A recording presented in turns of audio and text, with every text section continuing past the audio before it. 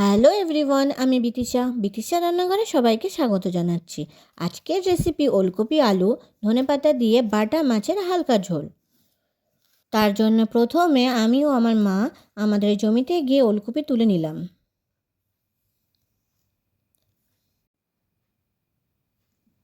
ওলকপি তোলা হয়ে গেছে। ওলকপিগুলোর ভালোভাবে খোসা ছাড়িয়ে নিলাম।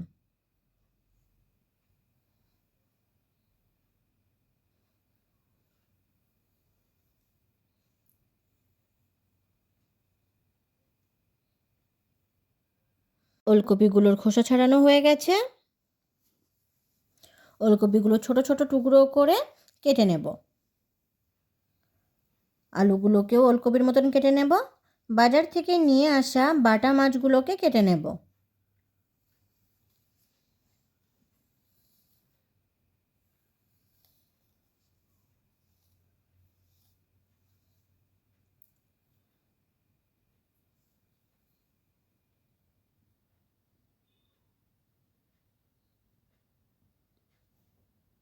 মাছগুলো কাটা হয়ে গেলে মাছগুলোকে ধুয়ে নেব।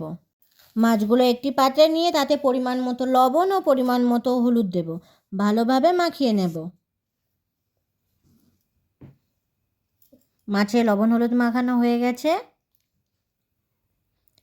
কড়াইতে পরিমাণ মতো তেল গরম করে নেব। তেল গরম হলে লবণ হলুদ মাখানো বাটা মাছগুলোকে এক এক করে গরম তেলের মধ্যে দিয়ে দেব। দুই পিঠ ভালোভাবে ভেজে নেব। দুই পিঠ ভালোভাবে ভাজা হলে মাছগুলোকে এক এক করে তুলে নেব।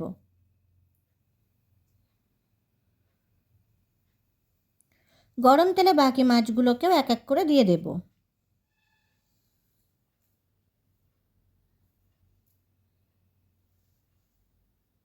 মাছগুলো দুই পিঠ ভালোভাবে ভেজে নেব।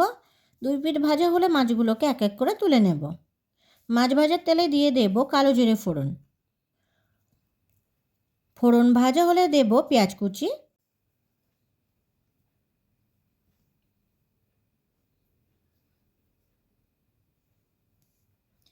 তিন চার মিনিট পেঁয়াজ ভাজা হলে দিয়ে দেব কেটে রাখা ওলকপি।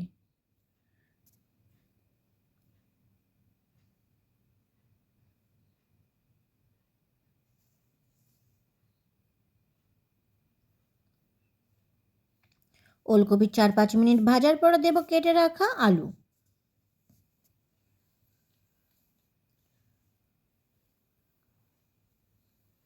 চার পাঁচ মিনিট ওলকপি আলু ভেজে নেব।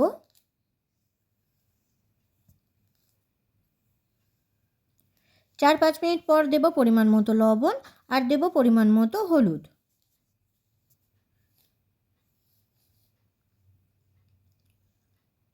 দুই তিন মিনিট ভেজে নেব।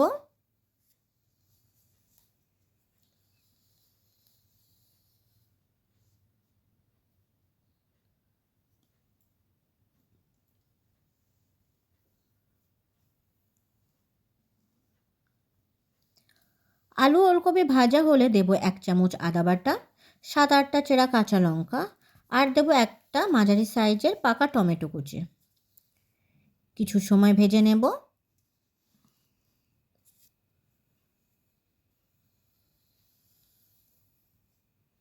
টমেটো গলে গেছে, আলু ওলকপি ভালোভাবে কষা হয়ে গেছে। দিয়ে দেব পরিমাণ মতো জল। ঝোল নেড়ে চেড়ে নেব। ঝোল একটু ফুটতে শুরু করলে দেব 1 চামচ জিরে গুঁড়ো, 1 চামচ ধনে গুঁড়ো, হাফ চামচ মরিচ গুঁড়ো, হাফ চামচ শুকনো লঙ্কার গুঁড়ো। গুঁড়ো মশলা ভালোভাবে ঝোলের সাথে মিশিয়ে নিয়ে কিছু সময় ফুটিয়ে নেব। 10 মিনিট ফোটার পর দেব ভেজে রাখা বাটা মাছ। মাছ ঝোলের সাথে মিশিয়ে নিয়ে আরও কিছু সময় ফুটিয়ে নেব।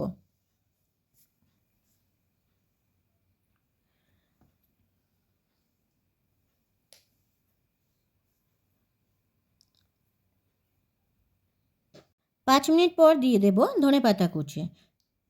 ঝোলের সাথে ধনেপাতা কুচি মিশিয়ে আরও কিছু সময় ফুটিয়ে নেব।